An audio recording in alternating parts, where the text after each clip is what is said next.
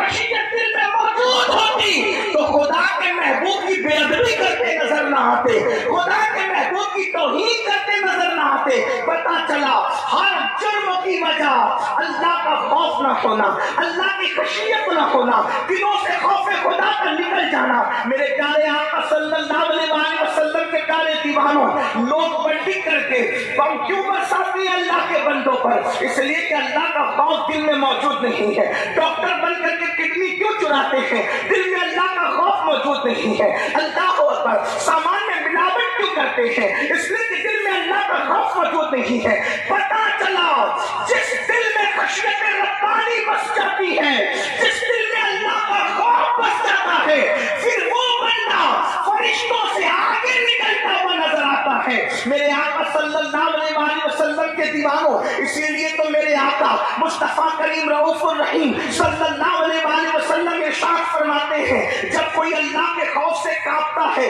تو اس کے گناہ ایسے جھڑتے ہیں جیسے پتجھڑ کے موسم میں درخت سے پتے جھڑتے ہیں۔ اگر کوئی اللہ کے خوف سے روتا ہے اور اس کی آنکھ سے مکھی کے سر کے برابر آنسو نکل جاتا ہے، اللہ اس کے سر پر، اللہ رب العزت اس کے وجود پر، اس کے چہرے پر جہنم کی آگ کو حرام فرما دیتا ہے۔ پتا چلا اللہ کا خوف ضروری ہے سدھرنے کے لیے، سدھارنے کے لیے۔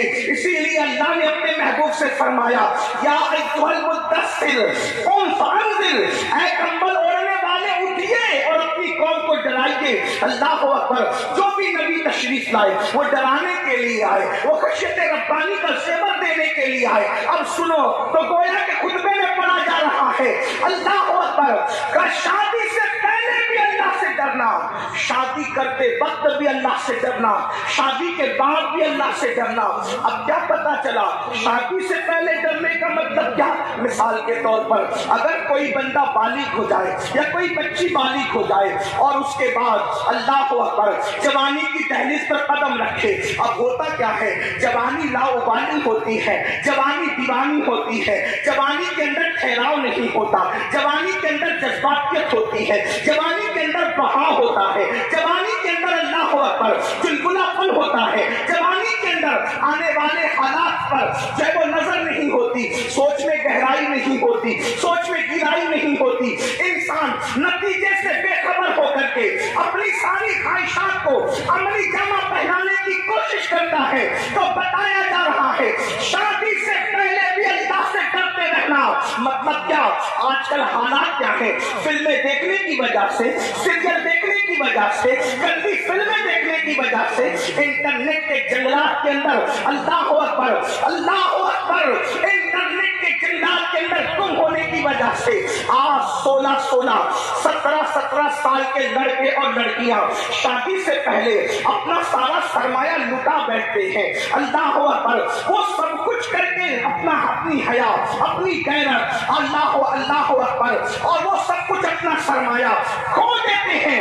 اللہ اکبر، پھر جب شادی ہوتی ہے تو شادی کے بعد ان کو وہ لذت نہیں ملتی، شادی کے بعد ان کو وہ زندگی نہیں ملتی، شادی کے بعد ان کو وہ خوشی نہیں ملتی۔ مطلب کیا؟ فلموں نے، سیریلوں نے، ناولوں نے، گندی فلموں نے، انٹرنیٹ کے جنگلات نے لوگوں کو اتنی آبادی کی راہ پہ ڈال دیا۔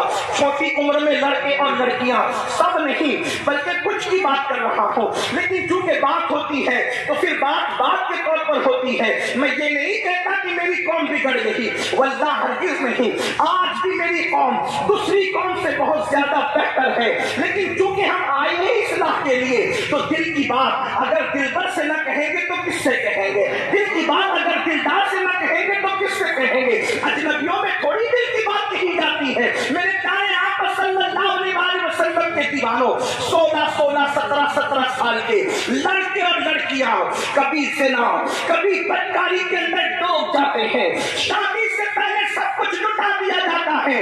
آیے کریمہ میں اشارہ ہو رہا ہے شادی سے پہلے بھی اللہ سے ڈرتے رہنا۔ یعنی اے نوجوان، اگر تو بالغ ہو چکا ہے تو بالغ ہونے کے بعد تو زنا کے اڈے کی طرف نہ جانا، تو بدکاری کے اڈے کی طرف نہ جانا۔ کیا ہے یہ زنا؟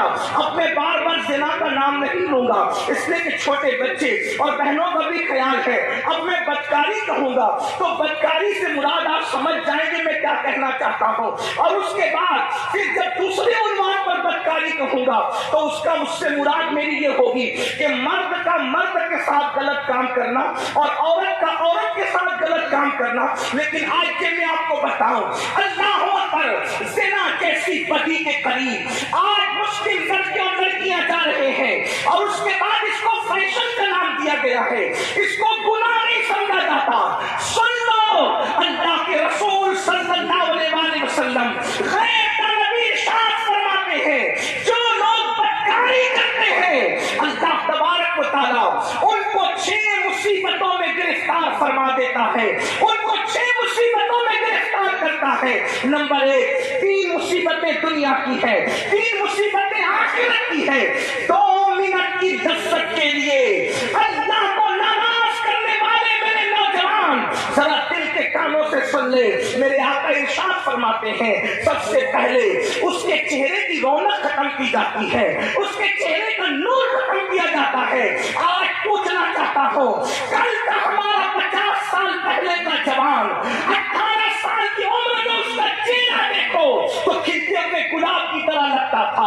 اس کے رخسار ایسا لگتا تھا جیسے کسی جھیل میں ابھی کسی لالا نے مسکرایا ہو. اس کے ہونٹوں کو دیکھ کر لالی یمن کی سرخی یاد آتی تھی, اس کی آنکھوں کو دیکھ کر اللہ اکبر نرگس کے پھول یاد آتے تھے, اس کے چلنے کو دیکھ کر ہرن کا چوکڑی بھرنا یاد آتا تھا. کیا ہو گیا, پورا ہو زنا اور بدکاری کا. آج یہ سنی سنی آنکھیں, یہ اللہ اکبر, یہ عجیب سے اللہ اللہ الجھے ہوئے بال اور یہ بے رونق چہرے, ایسا لگتا ہے جیسے کسی وحشت میں مبتلا ہے, جیسے کسی قبر سے مردے کو نکال کے لایا گیا ہے. میرے آقا علیہ السلام کے دیوانوں, آج سب سے زیادہ نوجوان لڑکے اور لڑکیاں اگر کسی چیز پہ خرچ کر رہے ہیں تو کاسمیٹک آئٹم پر خرچ کر رہے ہیں, بہت زیادہ حسن پہ خرچ ہو رہا ہے, بہت زیادہ بیوٹی پہ خرچ ہو رہا ہے. لیکن پوچھنا چاہتا ہوں, سن لو, اگر زنا کرتے رہو گے تو کروڑوں روپیوں کا میک اپ بھی تمہیں وہ حسن نہیں دے سکتا.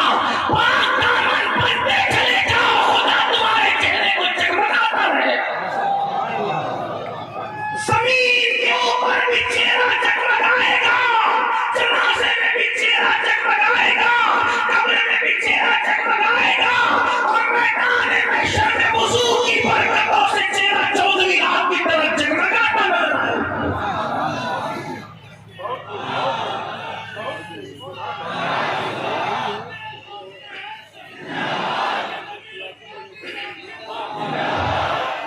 خوبصورت بننے کا خواب دیکھنے والوں, اچھے صابن خوبصورت نہیں بناتے, اچھے کریم خوبصورت نہیں بناتے, قیمتی اور مہنگے فیس واش خوبصورت نہیں بناتے, بلکہ فیس واش کتنا بھی استعمال کرو کچھ نہیں ہوگا.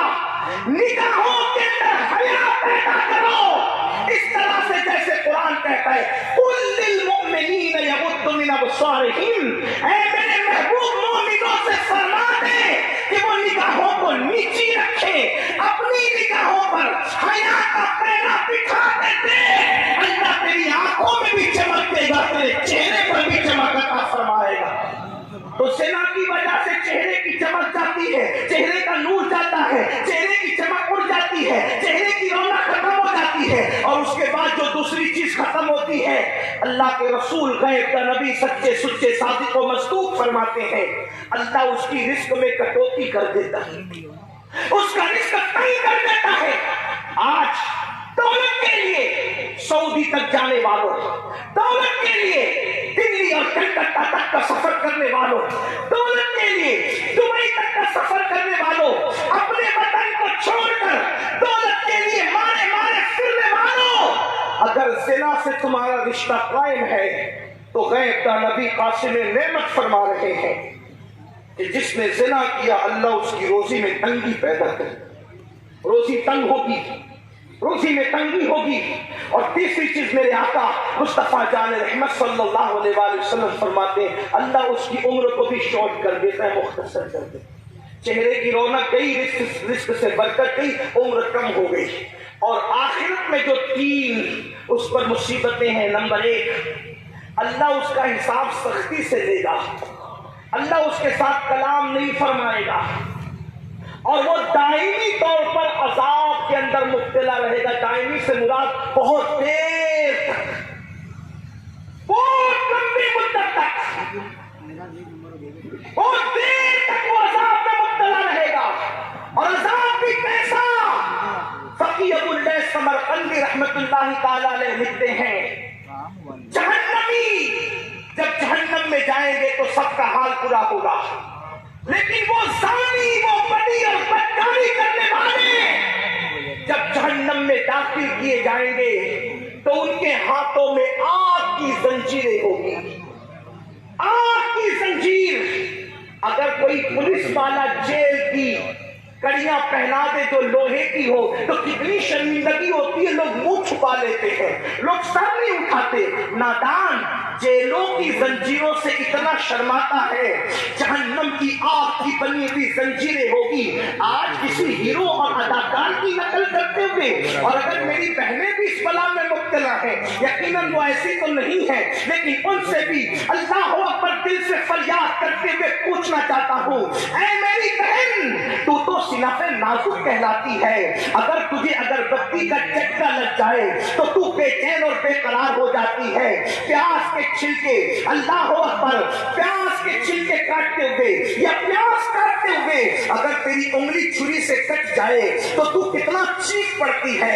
اے میری نادان بہن، تو نے کسی فلم کی اداکارہ کو، سیریل کی اداکارہ کو اپنے لیے آئیڈیل بنا کر اگر تو نے بھی کسی سے آنکھیں لڑا لی ہے، تو نے بھی کسی سے رابطہ استوار کر لیا ہے، تو بھی معاذ اللہ حیا کے پردے سے نکل کر بے پردگی کی طرف جا رہی ہے، تو کان کھول کر کے سن لو، اللہ اکبر، ہاتھوں میں آگ کی زنجیریں ہوگی. اگر یہ کوئی مقرر کہتا تو شاید ہم اس پر مبالغہ کا الزام لگاتے تھے. کسی جلسے کا ناظم کہتا تو ہم اس کا مذاق اڑا دیتے. اگر یہ کوئی سیاسی لیڈر محض کہتا تو ہم کہتے کہ یہ ڈرا رہا ہے، لیکن یہ وہ فرما رہا ہے جو اپنی طبیعت اور اپنی مرضی سے کبھی کلام کرتے ہی نہیں. اللہ اکبر، زبان ان کی ہے، کلام خدا بند قدوس کا ہے. اللہ اکبر، جس نے اپنی طبیعت سے کبھی کچھ کہا ہی نہیں. میرے آقا، وہ زبان جس کو سب کن کی کنجی کہے، اس کی نافذ حکومت پہ لاکھوں سلام.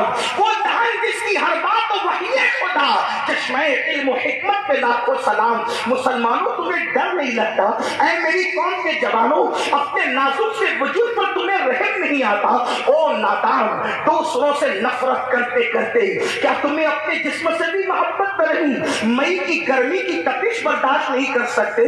جہنم کے دہتے بے شولوں کے بنی ہوئی زنجیریں جب زنا کی وجہ سے ہاتھ میں ڈالی جائے گی، اس وقت تمہارا کیا بنے گا؟ اللہ اکبر. پھر اس کے بعد میرے آقا غیب کا نبی صلی اللہ علیہ وسلم فرماتے ہیں، بدکاری کرنے والے لڑکے اور لڑکیوں کے پیروں کے اندر اللہ اکبر جہنم کی آگ کی بنی ہوئی زنجیریں پیروں میں ڈال دی جائے گی. اسی پر بس نہیں، آگ کا بنا ہوا کرتا، آگ کا بنا ہوا لباس ان بدکاری کرنے والوں کو پہنایا جائے گا. اللہ کے حبیب غیب کا نبی صلی اللہ علیہ وسلم فرماتے ہیں، اس کرتے کا حال یہ ہے جو جہنم کی آگ سے بنا ہوا کرتا ہے، اگر وہ کسی پہاڑ پہ رکھ دیا جائے تو پہاڑ جل کر کے ریزہ ریزہ ہو جائے، پہاڑ جل کر کے سرمے میں تبدیل ہو جائے. میں پوچھنا چاہتا ہوں، کیا پہاڑوں سے زیادہ طاقت آ گئی اپنے جسم میں؟ کیا پہاڑوں سے زیادہ قوت آ گئی اپنے جسم میں؟ اللہ کے بندو، ایک دن اللہ کی عدالت ہے. فلم کے ہیرو کی طرح زندگی گزار کر، فلم کی اداکارہ کی طرح لڑکیاں زندگی گزار کر اپنی آخرت کو تباہ نہ کرو، اپنی آخرت کو برباد نہ کرو. نکاح سے پہلے بھی اللہ سے ڈرتے رہو. اللہ اکبر، یہ حال ہوگا. اسی پر بس نہیں بلکہ میرے اور آپ کے آقا غیب کا نبی صلی اللہ علیہ وسلم ارشاد فرماتے ہیں، اس کا حال یہ ہوگا، اس کی کیفیت یہ ہوگی جنہوں نے زنا کیا ہوگا کہ اللہ اکبر ان کی شرمگاہوں پر آگ بھری جائے گی. اللہ اکبر، ان کی آنکھوں میں آگ کی سلاخیں ڈالی جائے گی. ذرا سوچو تو صحیح. اللہ اکبر، میرے آقا صلی اللہ علیہ وسلم کے دیوانوں، اگر آنکھ میں تنکا چلا جائے آنکھ رو پڑتی ہے، آنکھ میں پیاس کے اگر اللہ اکبر وہ ننے سے باریک باریک ذرات پیاس کاٹتے وقت چلے جائے، آنکھ بے چین ہو جاتی ہے، آنکھ میں دھول چلی جائے، آنکھ لال لال ہو جاتی ہے، آنسو بہانے لگتی ہے، ہائے ہائے زنا کرنے کے بدلے میں، بدکاری کرنے کے بدلے میں جب ان آنکھوں کے اندر جہنم کی آگ کی سلاخیں ڈالی جائے گی، اس وقت انجام کیا ہوگا، اس وقت کے حالات کیا ہوں گے؟ مگر یاد رکھنا بڑی معذرت کے ساتھ کوئی بچانے والا نہیں ہوگا۔ قرآن کہتا ہے ان عذاب ربک لواقع ما لہ من دافع، تیرے رب کا عذاب واقع ہو کے رہے گا، اور جب اللہ عذاب دینے کا فیصلہ کر لے تو اس عذاب کو کوئی نہیں ٹال سکتا۔ فاروق اعظم نے اس آیت کریمہ کو سن کر گر پڑے، بے ہوش ہو گئے، 3 مہینے تک بخار اور بیماری کی کیفیت میں مبتلا رہے۔ جن کو رسول اللہ صلی اللہ علیہ وسلم نے جنت کی بشارت دی تھی، ان کی خشیت اور خوف کا یہ عالم ہے، اور جس قوم کا حال یہ کہ وہ فجر کی نماز بھی زندگی بھر کبھی نہیں پڑھتے، وہ یہ سوچ کر کے بیٹھے ہیں ہم جنت میں نہیں جائیں گے تو کون جنت میں جائے گا؟ ہم تو رسول اللہ کے دیوانے ہیں، دیوانے، ہم حضور کے عاشق۔ میں کہتا ہوں اگر میں کچھ کہوں تو تمہاری نظر میں برا ہوتا ہوں، لیکن آؤ قوت القلوب میں شیخ ابو طالب مکی حدیث لکھتے ہیں، اللہ کے رسول علیہ السلام نے فرمایا جو مجھ سے محبت کا دعویٰ کرتا ہے اور پوری رات سوتا ہے، میں محمد اعلان کرتا ہوں کہ وہ جھوٹا ہے، جھوٹا۔ حضور فرما رہے ہیں جو رسول اللہ سے محبت کا دعویٰ کر کے پوری رات سے، حضور فرماتے وہ جھوٹا ہے، جو صبح کو فجر میں بھی نہیں اٹھتے اس سے بڑا جھوٹا کون ہوگا؟ عاشقوں کی تو پہچان یہ ہے، اپنے جیسے انسان سے پیار ہو جائے تو راتوں کو نیند نہیں آتی۔ ہمیں محبوب خدا سے کیسا عشق ہوا ہے کہ فجر میں اپنی نیند نہیں کھلتی، ٹرین پکڑنا ہے تو برابر نیند کھلے گی، پلین پکڑنا ہے تو برابر نیند کھلے گی، بچے کو اسکول اور ٹیوشن پہنچانا ہے برابر آنکھ کھلے گی، فجر کے لیے آنکھ نہیں کھلتی۔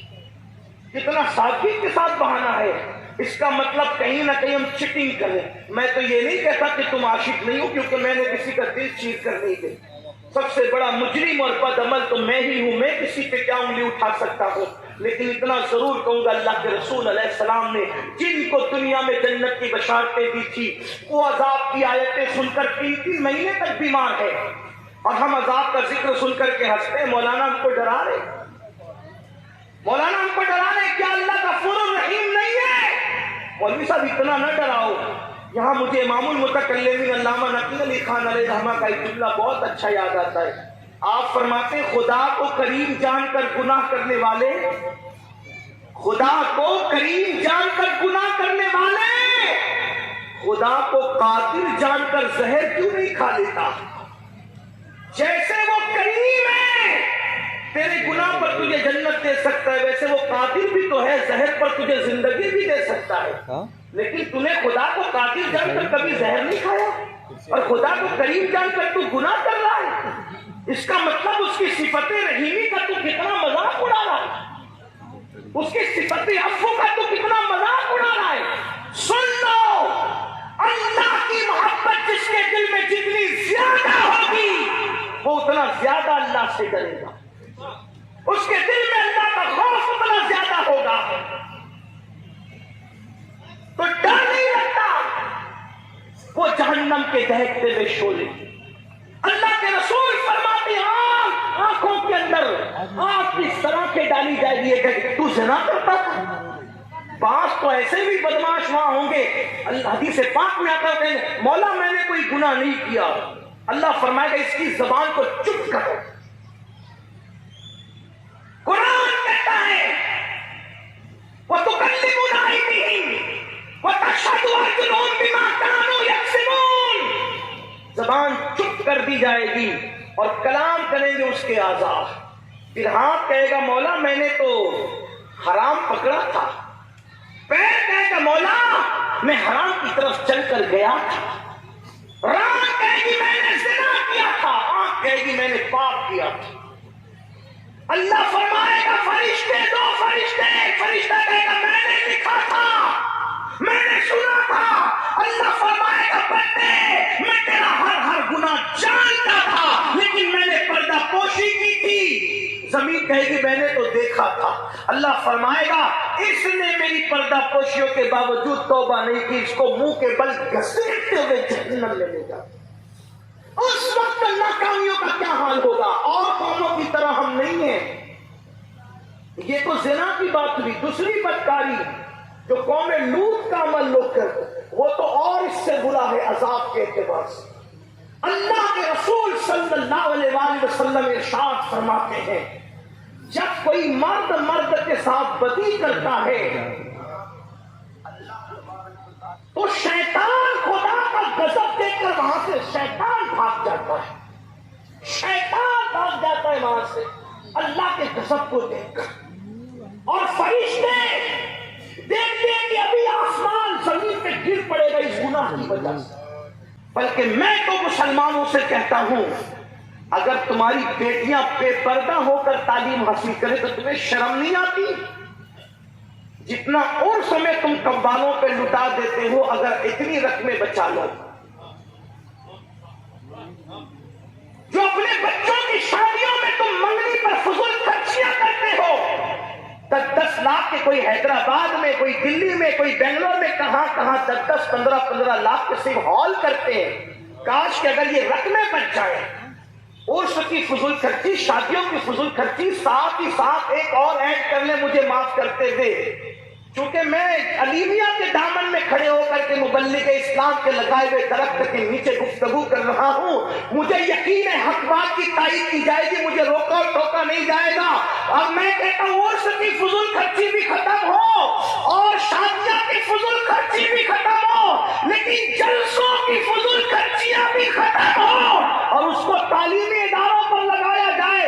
اگر ایسا ہو گیا تو میں کہتا ہوں علیمیہ جیسے ایک نہیں ہندوستان میں سینکڑوں اداروں کی بہاریں نظر آئے۔ نعرے تکبیر، نعرے رسالت، اسلام معاشرہ کانفرنس، اولاد غوث اعظم، اولاد غوث اعظم، عشق محبت، عشق محبت، عشق محبت، عشق محبت، نعرے تکبیر، نعرے رسالت۔ مجھے پتا ہے میرے جیسا آدمی عرس اور شادی پر تو بول جاتا ہے، جلسے پہ اس لیے نہیں بولتا کہ جلسے سے میرا تعلق ہے، لیکن یاد رکھنا اگر ہم نے جلسوں کی فضول خرچی پہلے ختم نہیں کی تو شادی اور عرس کی فضول خرچی کبھی ختم نہیں ہو سکتی۔ اس لیے کہ جلسے میں بولنے والا باعمل نہیں ہوگا، جب وہ خود کہے گا کہ مجھے جب تک 50,000 میرے اکاؤنٹ میں نہیں ڈالو گے میں نہیں آؤں گا، تو دین بیچنے والوں نے پھر انقلاب کون سا بپا کرنا ہے؟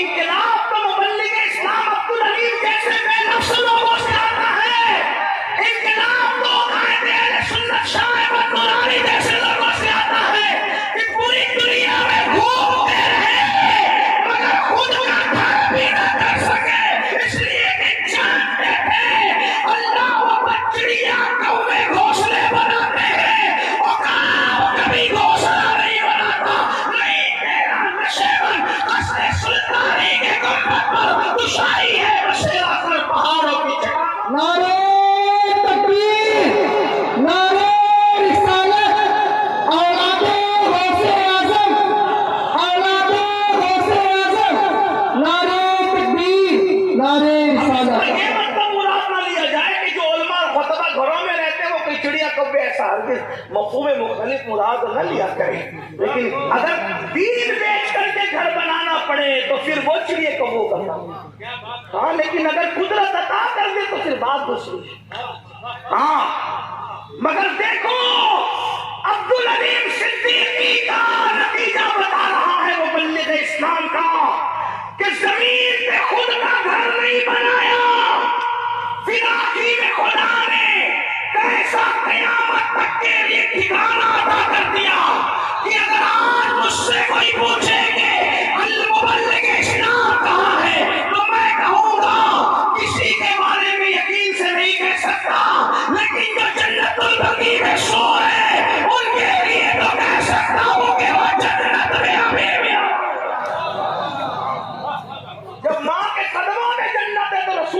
قدموں کا عالم چاہتا پورا مسیح نبی کے قدموں میں ہے، رسول اللہ کے قدموں، یہ صلہ وفاؤں کا ان کو ملتا ہے جو خلوص کے ساتھ۔ تو میری گزارش ہے کہ جلسوں کی فضول خرچی بھی بند کی جائے، کوئی ضروری نہیں ہے کہ اتنی دور سے میرو قادری ہی کو بلایا جائے، مسجد کا امام بھی خطابت کر سکتا ہے۔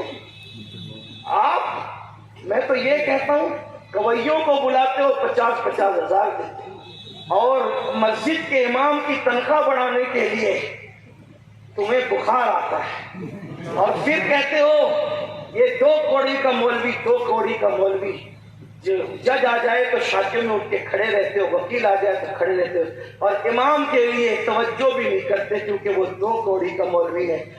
پتا کیا مولوی کا مطلب کیا ہوتا ہے؟ مولوی کا مطلب ہوتا ہے لغت میں مولا والا، اس کو اللہ والا بھی کہتا ہے اور 2 کوڑی کا بھی کہتا ہے۔ جو اللہ والا ہوگا وہ 2 کوڑی کا کیسے ہوگا؟ میں تو لوگوں سے کہتا ہوں، غصے میں تو نہیں آتا، لیکن جہاں مجھے غصہ آتا ہے کہ تیری ماں تیرے باپ پہ حلال نہ ہوئی ہوتی اگر اس مولوی نے ایجاب و قبول کرانے کا احسان نہ کیا ہوتا، تیرا باپ قبر میں سکون سے سونے کے قابل نہ ہوا ہوتا اگر اسی مولوی نے نماز جنازہ نہ پڑھائی۔ اتنے افسوس کی بات ہے، 4 سے چنندہ شعر سننے کے لیے ہم 50-50 ہزار دیتے ہیں، لیکن مہینے بھر محنت کرنے والے، فجر وہی، ظہر وہی، عصر وہی، مغرب وہی، مکتب وہی، اذان بچوں کے کان میں وہی، جنازہ وہی۔ جب یہ کہتے ہیں تو میرے کچھ دوستوں کو غصہ آتا ہے، لیکن میں کہتا ہوں یاد رکھنا، جب تک حق نہیں بولو گے اس وقت تک حق تک پہنچ نہیں سکتے۔ تو شادی کی فضول خرچی بھی ختم ہو، اور جہاں تک عرس سے کچھ لوگ کہتے ہیں اس کے مخالف ہے، واللہ کبھی نہیں۔ عرس ہم سننے انہیں کا مقدر ہے، لیکن جتنا غوث پاک نے کیا، غریب نواز نے کیا، محبوب الہی نے کیا، مخدوم اشرف ہمارے مخدوم سمنانی نے کیا، جو باتیں ہمارے بزرگوں نے روا رکھی بس وہ ہے، بعد میں جو تم ایڈ کر رہے ہو سوائے مذاق بننے کے کچھ اور نہیں۔ اس لیے کہ اللہ والوں کی محبت جتنا وہ لوگ جانتے تھے اتنا ہم نہیں جانتے۔ اس لیے میری گزارش ہے کہ جلسوں کی بھی، میں تو دیکھتا ہوں کہ ابھی یہاں تو دیکھ رہا ہوں، بہت اچھی بات ہے، پتہ شاید ایسا ہی ہو جیسا دیکھ رہا ہوں، ورنہ ایک جلسے میں ایسا ہوتا ہے کمیٹی کے اگر 100 لوگ ہیں تو 100 کے 100 لوگ خطیب کو ہار پہنائیں، اگر ایک ہار 50 روپے کا بھی ہوا تو 100 لوگوں نے جو ہار ایک خطیب کو پہنائے کتنے ہو گئے؟ اور محلے کے اندر ابھی بھی کوئی بیوہ ایسی ہے کہ جس کو اوڑھنے کے لیے پھٹے دوپٹے کے سوا کچھ نہیں ہے نا؟ حدیث پاک میں آتا ہے کہ جب یتیم اور بیوہ آہ بھرتے ہیں تو اللہ کا عرش کانپنے لگتا ہے۔ میرے عزیز، میرے بھائیوں، ہمیں تعلیم کے نام پر آگے بڑھنے کی بہت ضرورت ہے۔ لوگ کہتے ہیں ہم اپنے کالجوں میں تمہاری بیٹیاں نہیں پڑھائیں گے، آپ یہ کہیے ہم اتنے کیپیبل ہو چکے ہیں الحمدللہ کہ ہم اپنی بیٹیوں کو دوسروں کے یہاں بھیجیں بھی نہیں انشاءاللہ، لیکن ہمیں اس پر پلان کرنا ہوگا۔ اور لوگ کہتے ہیں مسلمانوں کے پاس مال نہیں ہے، میں کہتا ہوں واللہ ہرگز نہیں، سنی قوم کے پاس تو اللہ نے دیا بھی ہے، اور ایک بات یہ کہتا ہوں، سنی قوم جتنا قربانی دینے کا جذبہ رکھتی ہے اتنا کسی قوم کے اندر جذبہ نہیں ہے۔ بس بات اتنی ہے، اب لینے والوں کی دیانت داری پر ہے کہ لینے والے دیانت داری کے ساتھ خرچ کہاں کرتے ہیں۔ بس بات اتنی ہے، مسلمانوں آؤ، کچھ سوچیں، کچھ غور کریں، کچھ فکر کریں، کچھ خیال کریں۔ یاد رکھنا مرنے کے بعد ہمیں اللہ کی عدالت میں کھڑے ہونا ہے۔ میرے آقا علیہ السلام کے دیوانوں، اللہ کے یہاں کچھ نہیں دیکھا جاتا، مجرم کوئی بھی ہو، میں ایک پھر کہہ رہا ہوں، علیم یہاں کے لگے ہوئے اس درخت کے سائے میں کہہ رہا ہوں، اگر نبی کا بیٹا بھی مجرم ہوتا ہے اللہ اس کو جرائم کی سزا یہ دیتا ہے کہ صرف ہفتے کے دن نبی کے بیٹوں نے، میں تشریح کے ساتھ بات کروں، سنیچر کے دن نبی کے بیٹوں نے مچھلی کا شکار کیا اللہ کے منع کرنے کے بعد بھی، اللہ نے ان کے منہ سور اور بندر کی طرح کر کے بتا دیا کہ اگر نبی کا بیٹا بھی مجرم ہوگا تو ہم سزا دیں گے۔